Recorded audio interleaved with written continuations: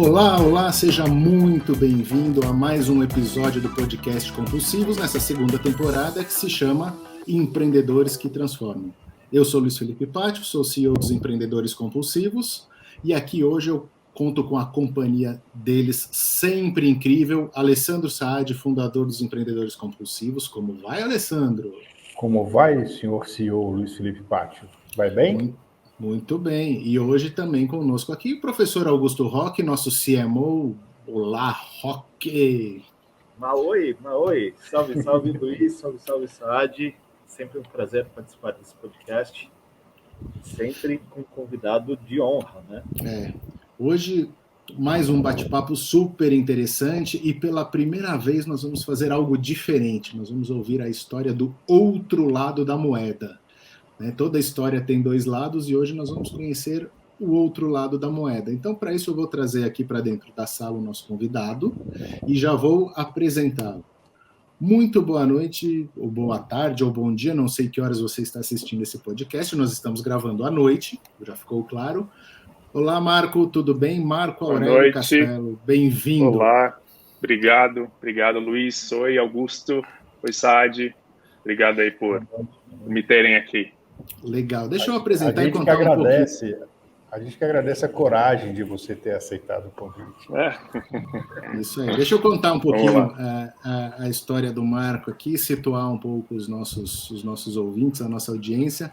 O Marco, ele é jovem, ele tem apenas 32 anos, como eu, super jovem, e uma experiência incrível, né? Ele é formado em engenharia de produção pelo Mackenzie, iniciou a sua carreira numa gestora de fundos e saiu para empreender. Nós vamos perguntar sobre essa sua primeira empreitada aí, hein, Marco?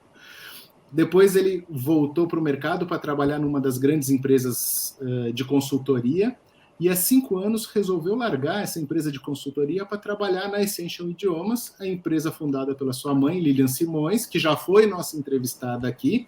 Então, se você não assistiu o nosso podcast, a entrevista com Lilian Simões, dá um pause aqui, vai lá, assiste a entrevista com a Lilian, escuta o lado dela da história e aí volta aqui para escutar a história na visão do Marco. Vamos ver o que vai acontecer hoje. E hoje o Marco comanda aí a Essential Idiomas. Muito bem, Marco, vamos começar então. Antes de falar da Essential, conta essa história do seu começo de carreira aí. Você trabalhava num fundo, numa gestora de fundos, na mesa, isso. E aí resolveu empreender. Como é que foi isso? Eu na verdade, eu fiz engenharia para trabalhar no mercado financeiro. E aí, quando eu comecei a trabalhar no mercado financeiro, eu falei, surgiu uma oportunidade numa mesa de bar com 2 amigos. Foi bem numa época onde não sei se vocês lembram, tava negócio de food truck bombando, uma onda de food truck. E aí, com esses 2 amigos, a gente falou, beleza, vamos abrir um food truck. No dia seguinte, eu pedi demissão, esses outros 2 amigos também pediram demissão. E a gente começamos a cotar, todos os 3 malucos, e começamos a cotar. Então, na época, a gente começou fizemos um valuation, fizemos a viabilização desse negócio. A gente chegou, na época, a gente estava orçando com a Ouro Verde para fazer o leasing de tudo. A gente ia comprar o caminhão, a cozinha, ia fazer tudo isso por meio de leasing. Na época, se eu não me engano, era em torno de R$200 mil que ia sair caminhão mais cozinha. Então, só para vocês terem uma ideia de quanto que era ter um food truck na época. Que ano que era isso que a gente está falando? 2015, 2014, 2015. Uhum. Que foi a época da moda, né? Dos food trucks. Foi bem quando estourou. Eu sou meio ruim para data, mas foi bem quando estourou, assim, quando a lei foi aprovada uma lei que permitia, e aí teve um boom.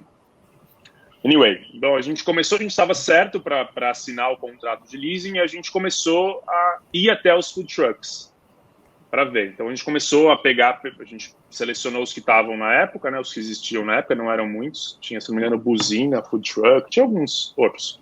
Uhum. E a gente começou a sentar, de fato, e ver o movimento, contar o movimento, contar ticket médio e entender, né, qual que era a viabilidade de fato.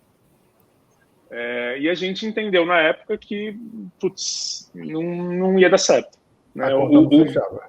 a conta não fechava. O brasileiro, ele não tem, diferente do nova-iorquino, do americano, ele não tem o costume de pegar a comida dele e comer de pé, ou comer na mesa, né, do escritório. Ele senta, ele, né, faz a 1 hora de almoço dele. Bate o papo, pede o cafezinho, sobremesa. Isso. E aí a gente desistiu. Só que aí, na época, eu fui trabalhar com meu pai. Ele tem uma empresa de cosméticos, cosméticos profissionais. Ele tem 3 marcas de cosmético profissional. Uhum.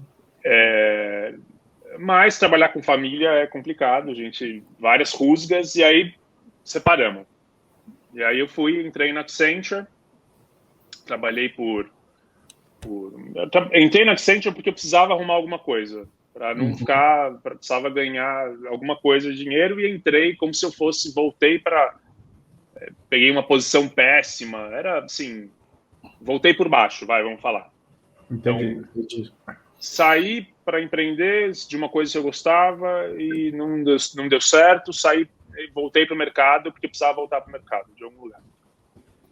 E aí, na época, eu estava estudando, a minha intenção era voltar para a área financeira, para o mercado financeiro, e estava estudando para um certificado que chama CFA. Eu não sei se vocês já ouviram falar. É um certificado, o certificado máximo de finanças, assim, de mercado financeiro. Que é dificílimo, né? Super complicado. Isso, sim. Tão complicado que são 3 provas que você tem que fazer. Eu não passei na primeira. E aí, na época, eu falei, não passei, mas fiquei muito perto de passar. E aí eu falei, vou sair para estudar. Vou sair da Accenture, que era para estudar, para focar nisso. E aí eu conversei com a minha mãe e falei, deixa eu, com a Lilian, deixa eu, vou te ajudar lá na Accenture, enquanto eu estudo, vou fazer tipo uma transição. E aí eu comecei, eu nunca tive intenção de trabalhar com ela. Até pela própria experiência que você deveria ter tido, vamos dizer assim, com o seu pai foi um pouco traumático, você falou, vou trabalhar com a família de novo, vai dar problema, né? Vai dar problema. E até antes, para ser sincero, antes de saber do problema que é trabalhar com a família, eu nunca quis, não sei porquê. Ela tinha o caminho dela e eu nunca meio que quis olhar para isso. Anyway, eu comecei a ver os números e eu descobri que tinha uma possibilidade imensa lá.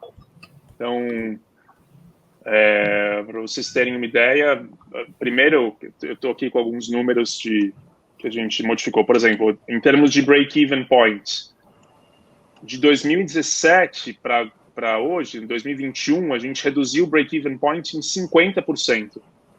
Então, é absurdo, né? É um valor assim... Mas tem uma série de outros. Então, break-even, custos administrativos, custos fixos administrativos em 47%. Deixa eu voltar um pouco. Porque assim, você está na sua zona de conforto, Marco, que é o número. Total. Engenheirão, tal. Eu vou te colocar aqui na berlinda. Vamos pensar o seguinte aqui. Primeiro é que a gente não se conhecia quando você fez isso, porque a primeira recomendação dos compulsivos é nunca peça demissão antes do plano de negócio, o valuation está pronto. Foi isso lá no food truck, né? Nunca peça demissão antes do negócio começar a pagar seu salário, né? Mais ou menos. Concordo. Comece como um plano B. Né? E a segunda coisa você tem grandes insights numa mesa de bar, mas nunca decida nela. Olha só, se eu tivesse tido contato... Mas eu estou brincando contigo, mas o que você fez é o que a grande maioria dos brasileiros faz, é uma coisa que eu já fiz, que provavelmente o Luiz, o Rock já fizeram e tal, porque a gente se apaixona pelo negócio, né?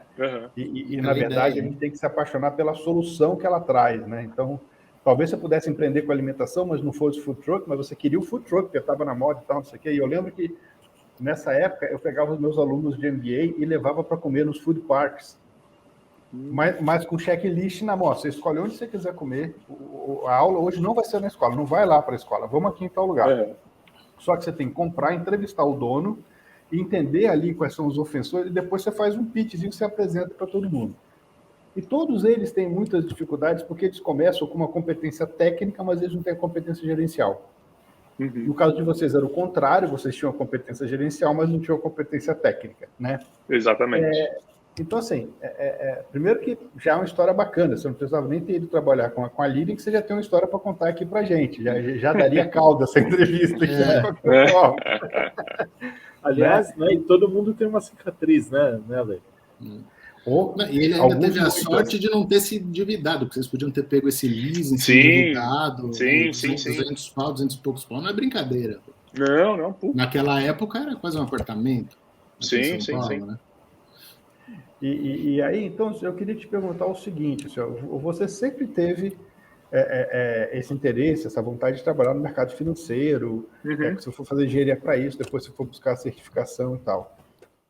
Qual era a sua ideia de carreira? Tipo assim, eu quero trabalhar nisso, eu quero chegar aonde com isso? Quando você estava na faculdade, assim, quando você resolveu? O meu meaning, né? Qual que era o meu meaning? Era dinheiro. Dinheiro e o que o dinheiro trazia consigo, né? Dinheiro e poder, talvez. Entendi. E rápido, né?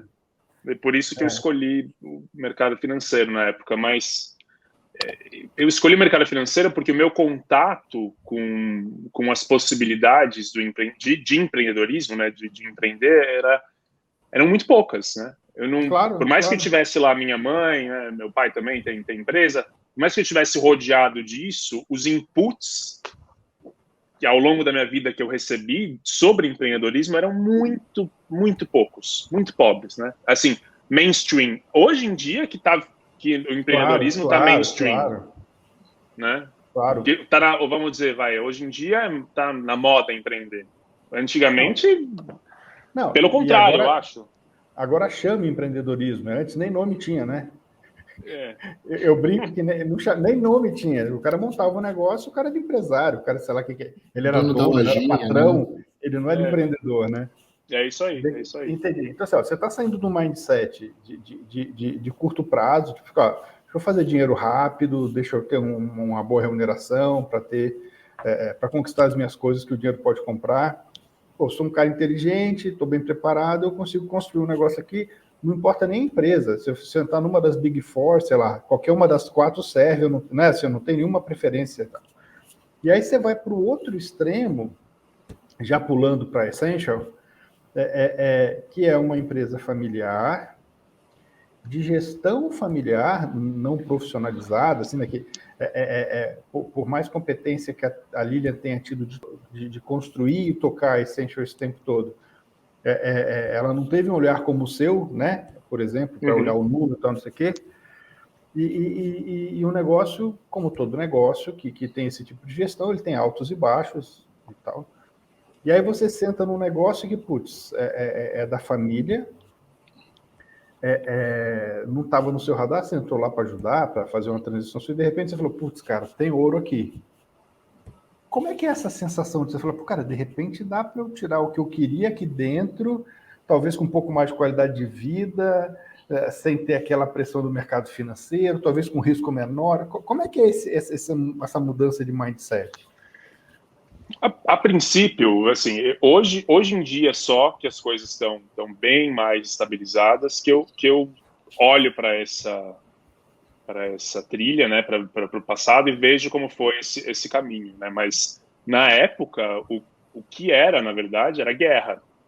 Então a sensação que foi quando eu descobri, e assim, tinha o que eu estou falando aqui são das coisas erradas, tá? Só que tem o outro lado que são as coisas certas.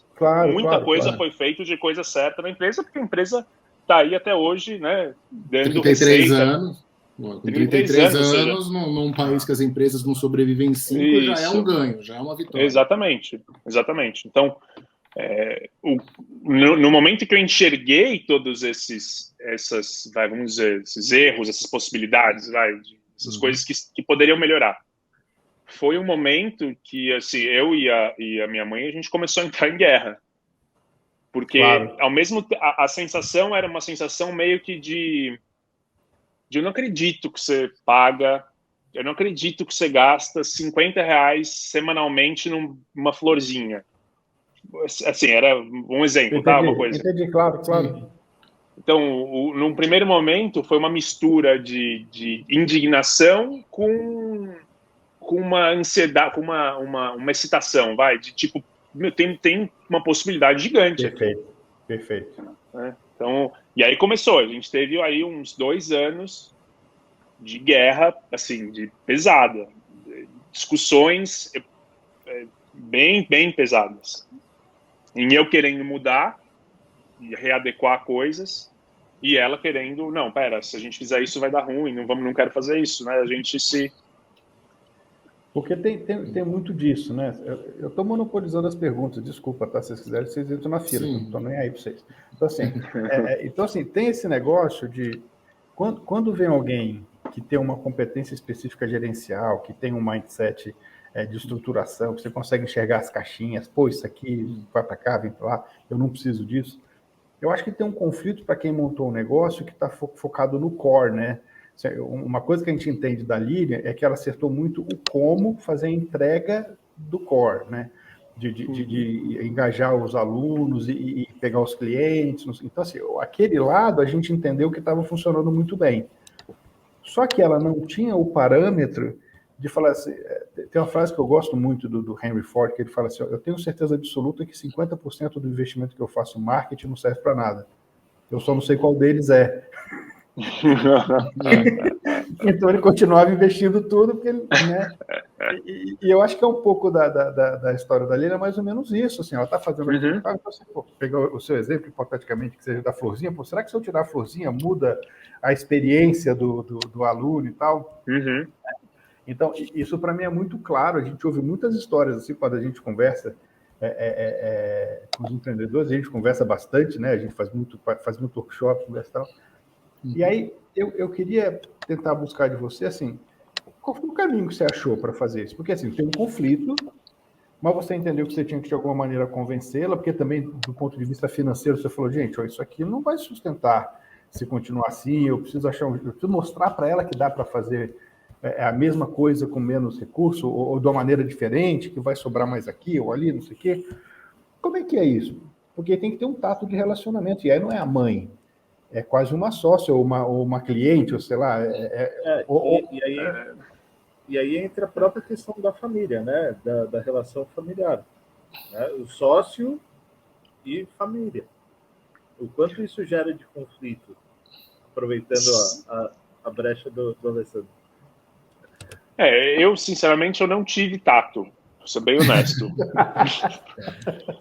Eu não tive, porque foi o que eu falei, era muito novo para mim isso, né? Talvez se eu fizesse hoje, eu teria uma postura diferente. Eu teria mais tato, com certeza, mas assim, eu não tive tato e acho que isso foi um dos motivos pelos quais a gente entrou em tantos embates.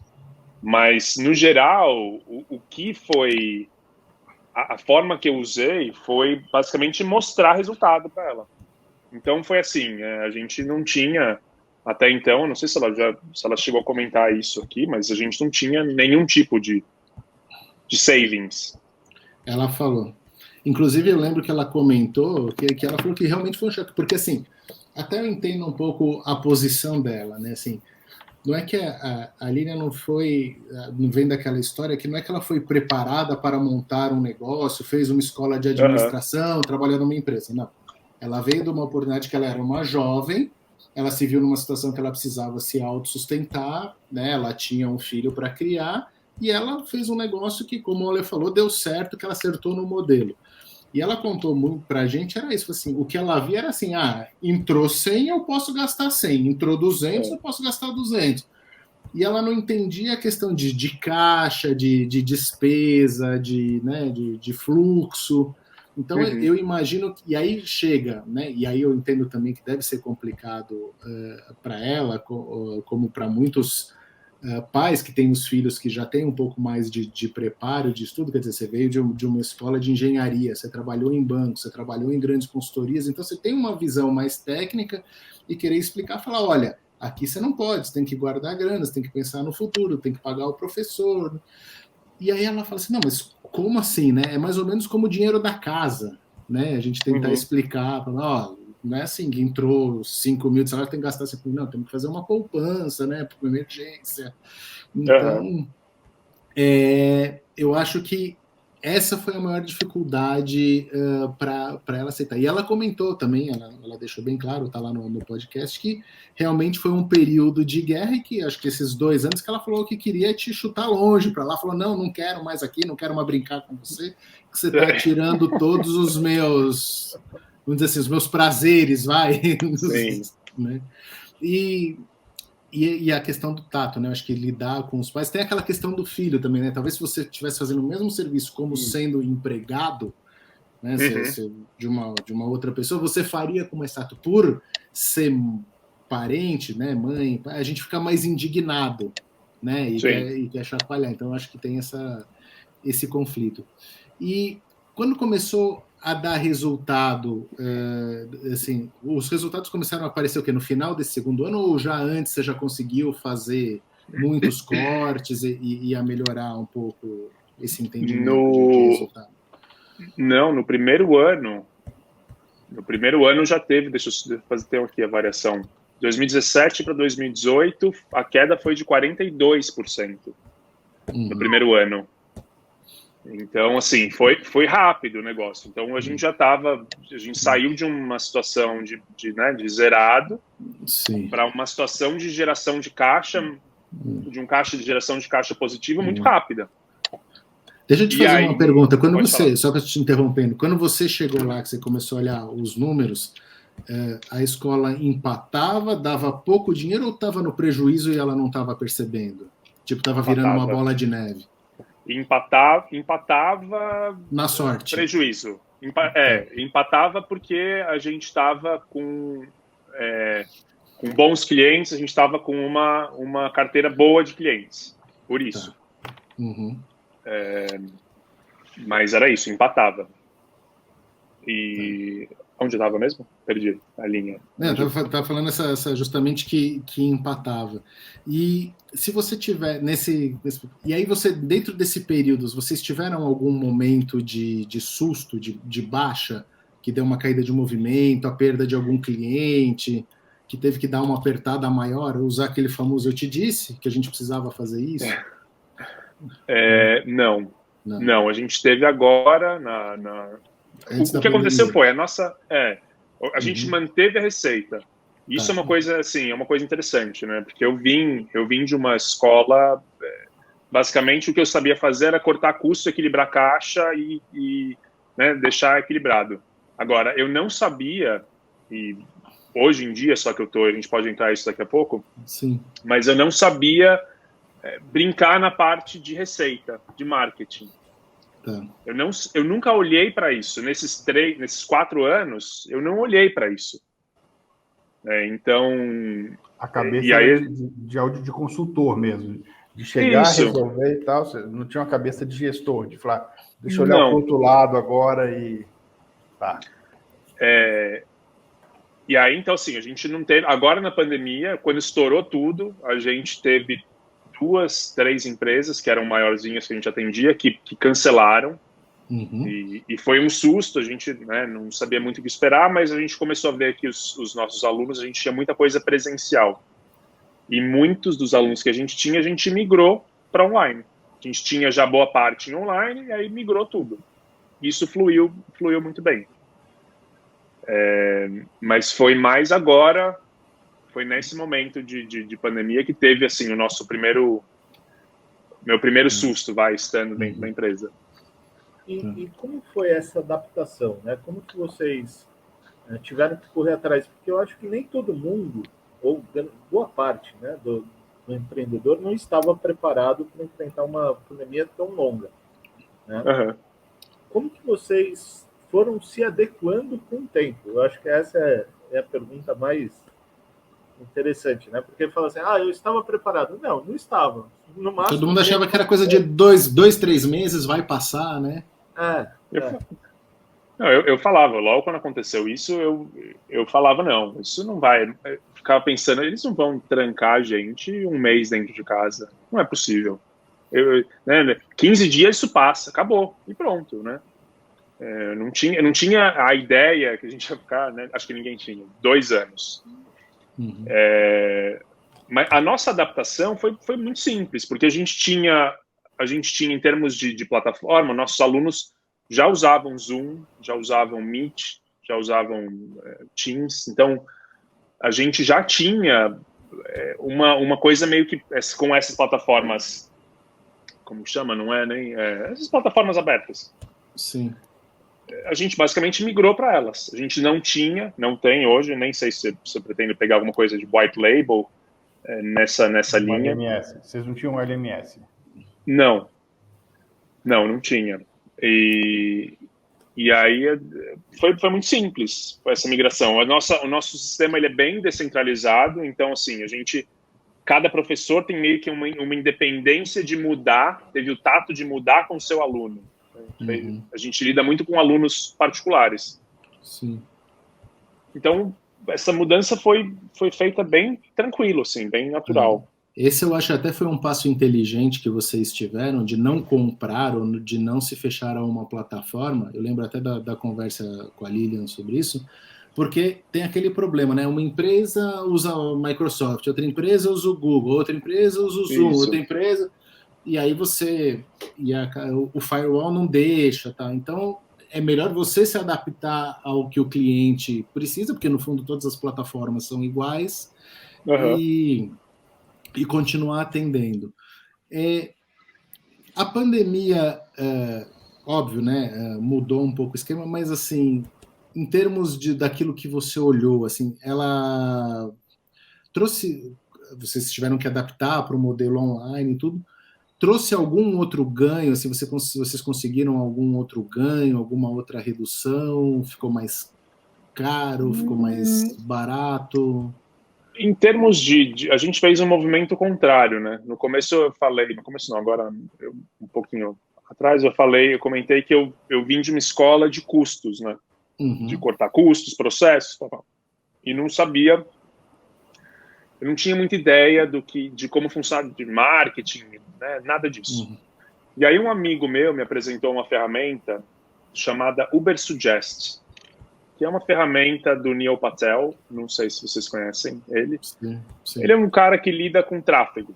Sim. Tá? Tráfego tráfego de internet. Então, ele tem uma ferramenta chamada Ubersuggest, que você pode... Você entra na ferramenta, você coloca o seu site, e ele fala qual que é o tráfego mensal do seu site. Então, quantas pessoas estão entrando no seu site, quais são as palavras-chave que as pessoas estão usando para entrar no seu site. E descobrindo essa ferramenta, eu descobri que o nosso site era pífio. Ele era praticamente inexistente.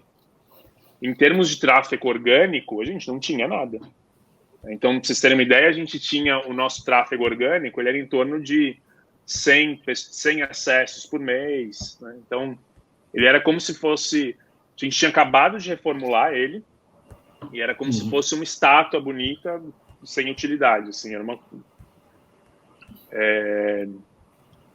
E aí, o que eu fiz, a gente fez um movimento contrário dessa vez. Ao invés de cortar custos, a gente começou a investir. Então, a gente contratou uma pessoa, uma copywriter, uma pessoa para começar a gerar conteúdo. Texto, de conteúdo, especificamente textos para blog. Tá. Então, a gente começou a criar conteúdo, contratei outra pessoa para começar a padronizar material didático para a gente, começar a criar um material didático próprio online. Pra vocês terem uma ideia, em termos de tráfego, em fevereiro desse ano, a gente tinha um tráfego de 150 pessoas ao mês. Agora, em julho, a gente está com um tráfego de 3.000 pessoas ao mês. Opa! Então, é uma coisa simples. Então, para as pessoas que estão vendo, é uma coisa muito simples, né, que é geração de conteúdo, falando especificamente do site, né? Sim. Geração de conteúdo no blog. Não é tão caro, né? Não é tão caro. Aliás, as pessoas podem fazer por conta até, né? Elas podem escrever, porque a gente vai escrever, né? E precisa colocar as coisas do SEO certinha, tem métricas a seguir.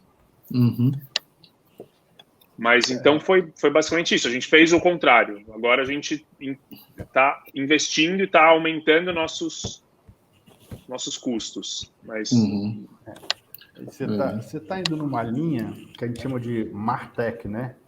Que é de marketing e tecnologia, que você usa tecnologia para impulsionar as estratégias de marketing e tal.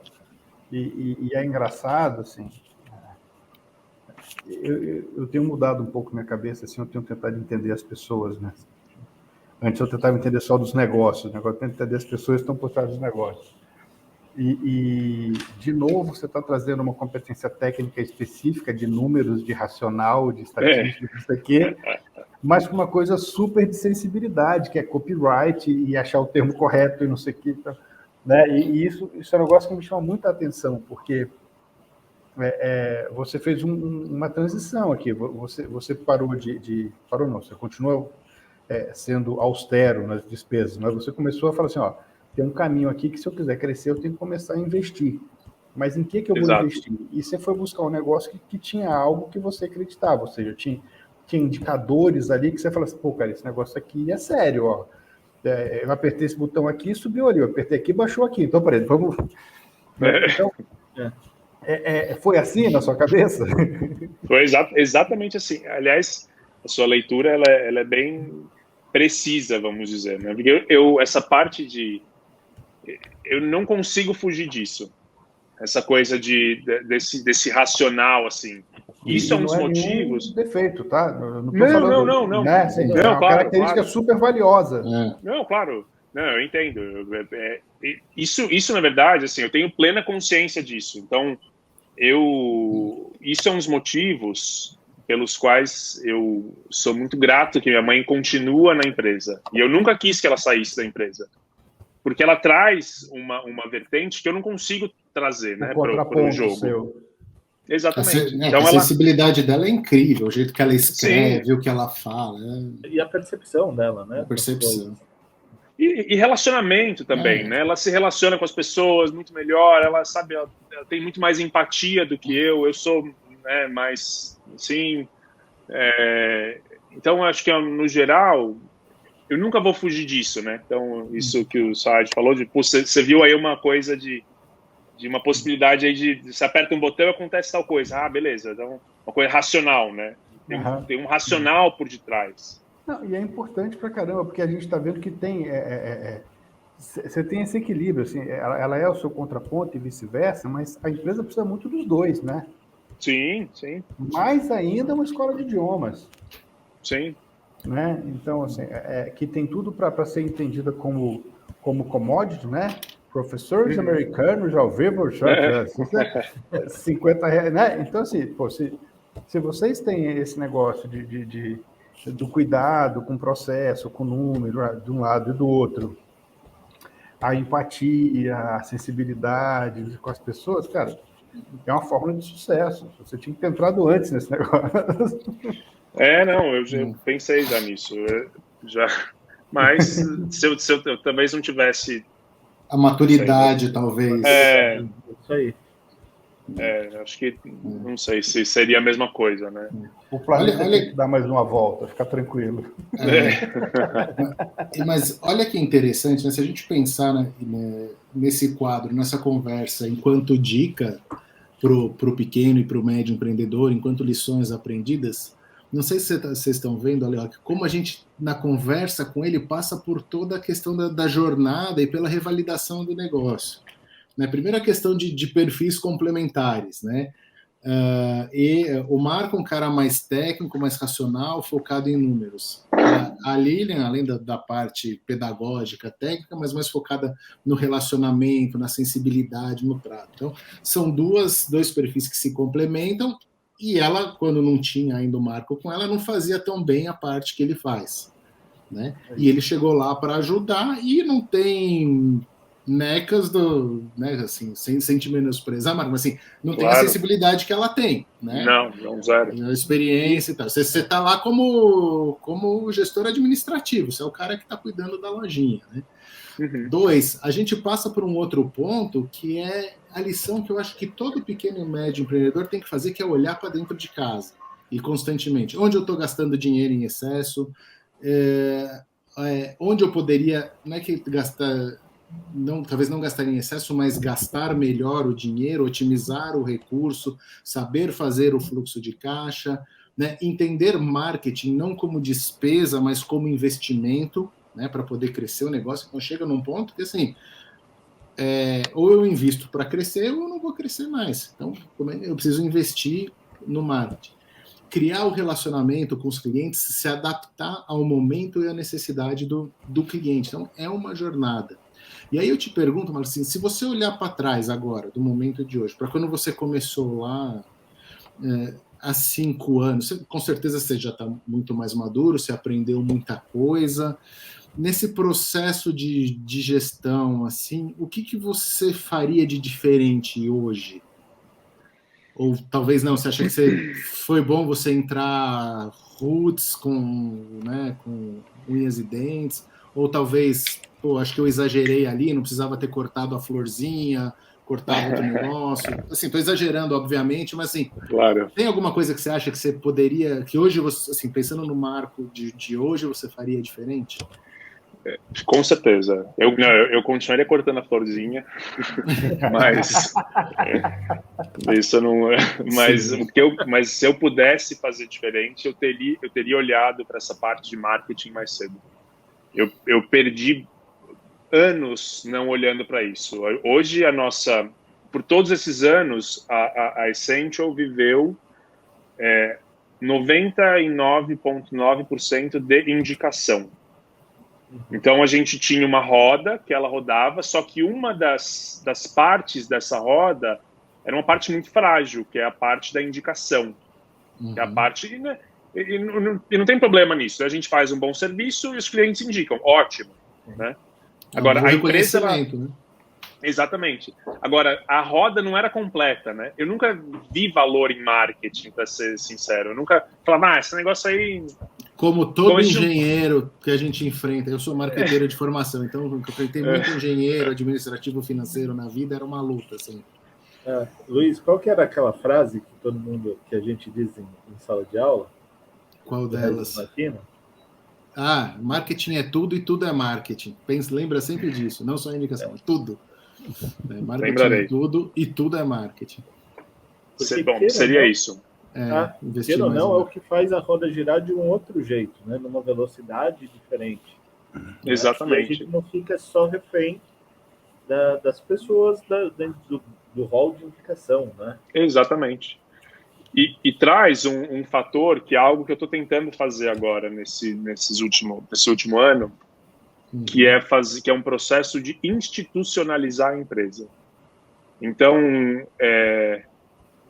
eu não quero que a empresa dependa mais da Lilian e dependa do Marco, das figuras. Eu quero que a empresa gire por conta. Né? Que a empresa seja...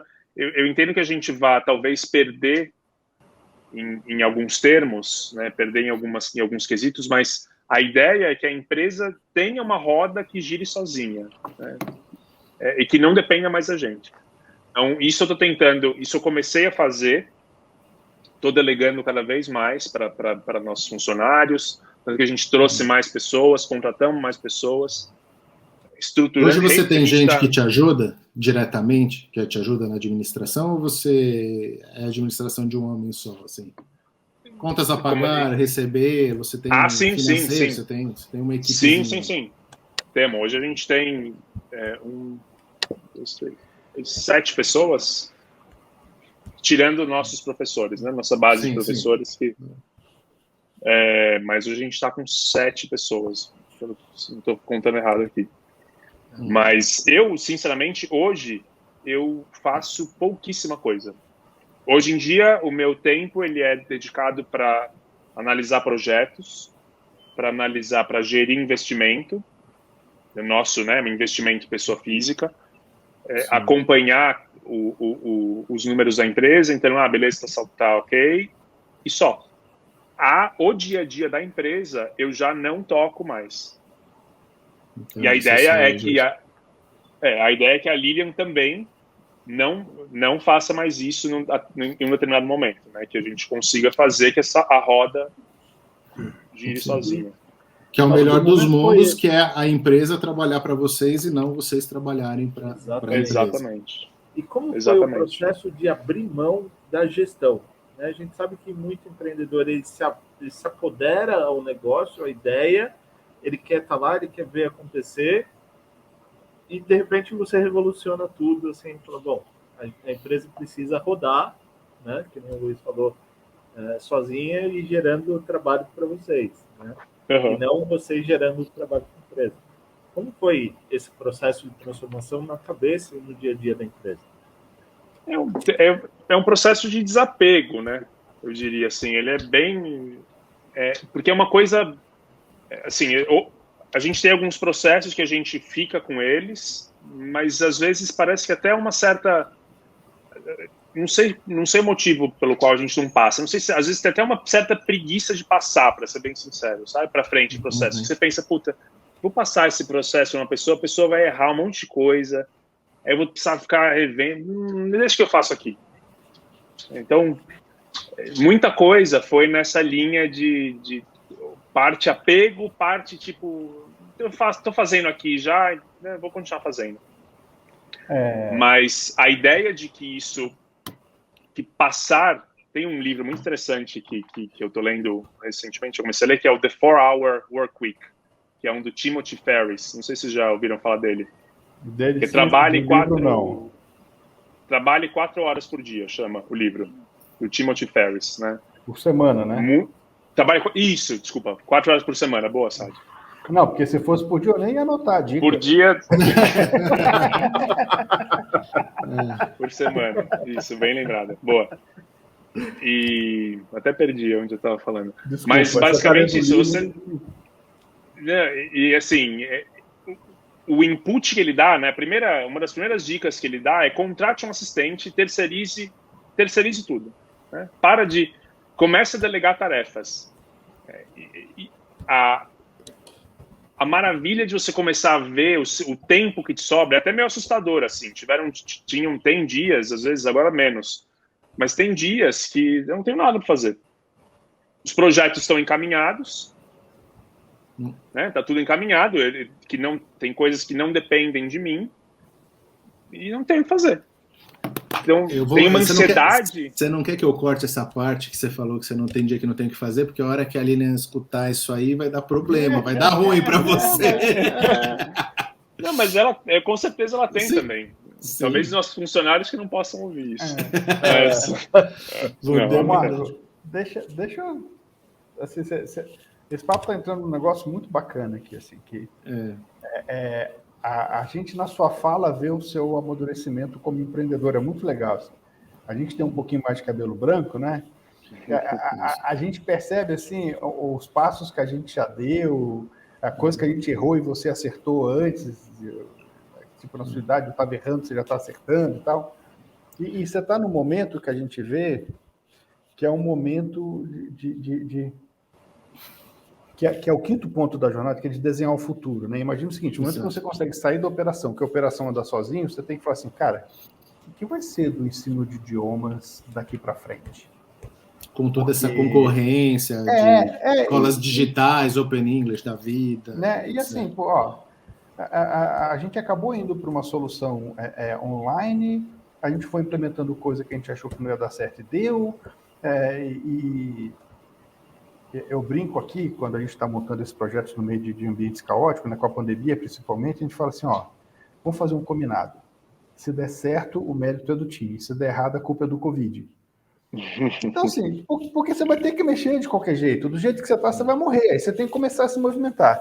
Só que agora você não tem mais essa pressão. Você tá com o dia mais tranquilo, as coisas estão andando, você está confortável, você bate o olho lá, você deve ter um dashboard lá que você fala, pô, isso aqui, entrou, saiu, tá bonitinho, tá, né? Legal. Qual é o próximo passo aqui? Assim, como é que você vai começar a pensar? Eu não sei se esse pensamento é seu, se é da Lilian, se é dos dois, né? Qual é a próxima Essential? Ou qual é a próxima da Essential? Legal, sabe? Vamos lá. Tem duas coisas. Assim, eu não pretendo, em termos falando de Essential, né? A Essential é nossa menina dos olhos, vamos falar. É da minha mãe e hoje é minha também. Então, eu pretendo continuar. Tem algumas, quando terminar essa rodada de melhorias, a minha parede era cheia de negócio de Scrum, sabe? Tinha vários papeizinhos. Então, tem uma série de projetos que a gente está melhorando agora, que é a criação de material próprio. Basicamente, o nosso benchmark hoje, o meu benchmark, é uma Open English da vida. Mas eu entendo que exista um caminho para lá e talvez eu nem consiga isso. Em paralelo, eu busco outras coisas, outros investimentos. Há algum tempo já eu estou buscando outros investimentos. Então, outros tipos de negócios estão em outros segmentos. Em fevereiro, eu comecei a minerar Bitcoin. Não sei se vocês têm alguma... Vocês já viram isso? Acabou o expediente na Essential, você põe todos os computadores da Essential para minerar de madrugada. É um amigo no Paraguai, meu, lá, fazenda no Paraguai.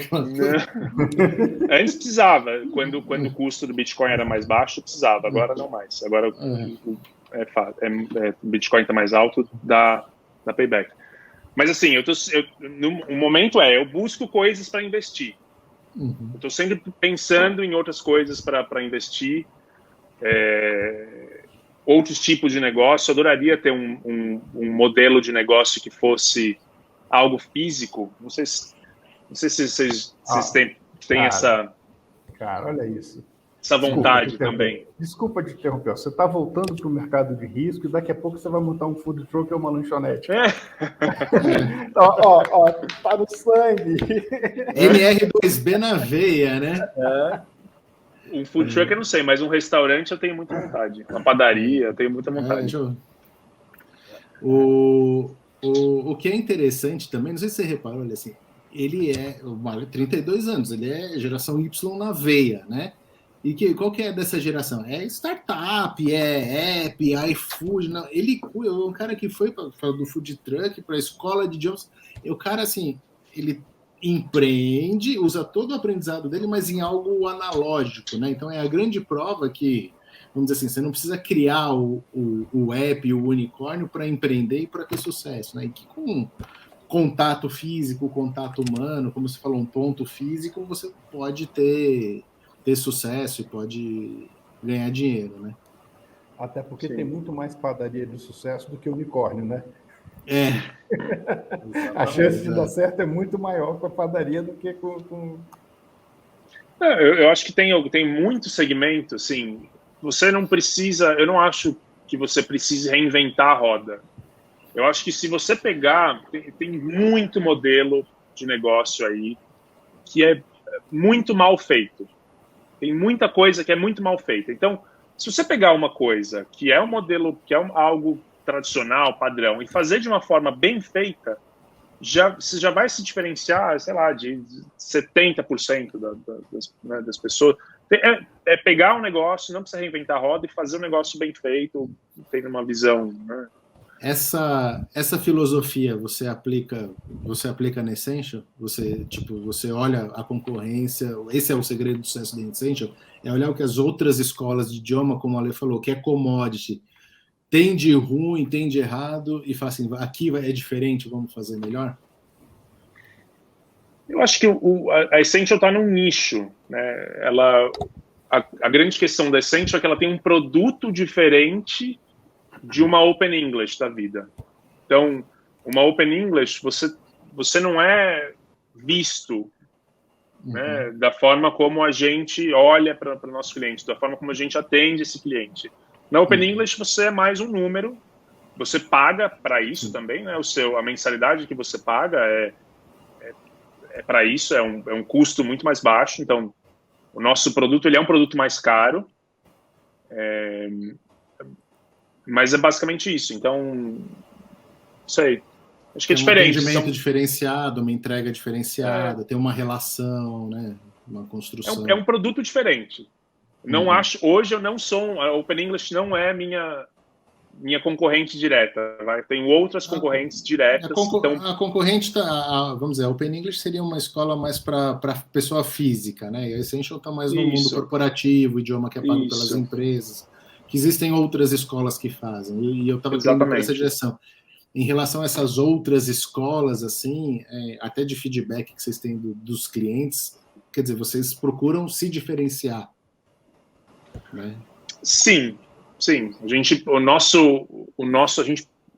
que a gente busca é fazer um atendimento, e isso é uma palavra ficou meio cansativa, assim, né? Um atendimento personalizado. É uma coisa meio clichê. Mas é basicamente... Mas é o que a gente faz, a gente olha para as pessoas, de verdade, a gente personaliza, tanto que a gente está aqui hoje por conta de indicação. Então, a nossa satisfação ela é altíssima, e a gente está onde esses 30 e tantos anos, a gente está porque a gente sempre entregou um resultado diferenciado, assim. Teve um olhar diferenciado para esses alunos. Vocês costumam medir a temperatura com os clientes, fazer pesquisas, entender o que está bom, o que está ruim, o que pode melhorar? Vocês costumam buscar esse feedback com os clientes? Muito. A gente está... Eu até em algum momento eu achei que era demasiado que a gente fazia isso. Mas a gente sempre teve um histórico de fazer feedbacks constantes, assim, ao passo que até muitas vezes a gente não é nem respondido, assim, sabe? Do tipo, por isso que eu até diminuía um pouco o ritmo desse contato. Mas sim, a gente é uma prática constante, assim, no nosso... E é extremamente importante, dia. Né? A gente ouve o cliente, né? Passa rápido, né? É verdade. Voando. Já estamos quase 1 hora aqui batendo papo. Muito bom, são várias lições. Eu acho que essa conversa caminhou muito para um exemplo prático, né? Então, eu acho que qualquer empreendedor, qualquer um que tenha ou que queira montar um negócio e escutar, eu acho que vale a pena, às vezes, parar, voltar num ponto, porque essa conversa com o Marco tem muita lição. A própria conversa com a Lilian também teve muita lição prática de um pequeno negócio, né? Uma empresa que começou pequena, empresa de uma mulher só, que hoje já está maior, perdura por 33 anos e tem um motivo para estar bem no mercado há 33 anos, senão não estaria aí. E aí eu queria saber se Roque tem mais alguma pergunta, algum comentário. Não, na verdade, o comentário é parabenizar pelas atitudes, pela coragem. Não é fácil propor mudança, né? Ainda mais uma empresa com 30 e poucos anos de mercado, ainda mais com família. Isso sempre pode resvalar nas relações pessoais, né? Então é parabenizar, porque quando conversa, mesmo batendo de frente e vendo o resultado, transforma. E quando transforma, né, marca. Obrigado. Legal. Ale. Não, eu acho que foi. Primeiro, agradecer por você compartilhar com a gente, com transparência, né? A sua jornada, onde doeu, onde não doeu, o que foi por experiência sua, o que foi por tentativa e erro. Acho que cada um tem um formato, cada momento exige uma ação, né? Mas eu queria também dizer que foi muito bacana conversar contigo, até porque eu tomei um café com você e sua mãe há muito tempo atrás, antes de você entrar na Essential, não sei se você vai lembrar, numa cafeteria que onde tinha sido a Essential, lá atrás. Acho que Vila Mariana. Lembro remotamente. Não tem lembro problema. Por cima. E você estava na consultoria, e ela falando que ela ia pedir a sua ajuda, porque você era bom de números, mas que ela estava insegura, que ela queria que eu conversasse com você, e a gente foi bater um papo e tal, mas assim, eu acho que desde aquele tempo, assim, tinha uma admiração dela pela sua habilidade com números, do raciocínio, da visão racional, da visão diretiva, né? E, ao mesmo tempo, uma insegurança desse conflito de estilos completamente diferentes, o que mostra que a diversidade dá um samba muito legal, né? Então, eu queria dar os parabéns para você, agradecer pelo seu tempo, por conversar com a gente e devolver. Obrigado. Eu acho que é isso, Marco. Eu queria também, em nome dos empreendedores compulsivos e da nossa audiência, agradecer muito esse papo, parabenizar pelo trabalho, que você sirva de exemplo para muitos outros jovens que veem os negócios da família aí, às vezes não querem se envolver e tem conhecimento. Eu acho que é válido, pode ajudar a salvar a família, a salvar o futuro da família, ajudar a organizar, né?